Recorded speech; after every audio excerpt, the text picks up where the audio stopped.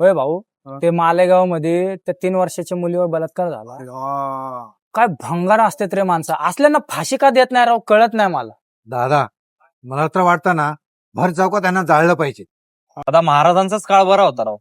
Direct आहे ना असं बलात्कार करणाऱ्याला ना डायरेक्ट चौरंगच. मी तर काय म्हणतो, असल्यांना ना पब्लिकच्या हवाली केलं पाहिजे. पब्लिक काय आहे ना ते त्याला कळून जाईल मग. बघ बघ, साले ते लय वाईट झालं, पण काय माहितीये का, शेवटी गरीबाची पोर आहे ना, त्याला काय न्याय मिळणार. हेच जर एखाद्या मंत्र्याच्या पीएची, पुढाऱ्याची, अधिकाऱ्याची मुलगी असती, 2 दिवसात न्याय लावला असता, 2 दिवसात त्याला फासावर चढवला असता. गरीबाला वाली कोण? गरीबांच्या आया बहिणींचं काही होऊन द्या, त्यांना काय घेणे देणे. न्याय व्यवस्थेने चाललंय, चालू द्या, चालू द्या, चालू द्या. फाशी होती का नाही होती काय माहित. हे असंच चाललंय.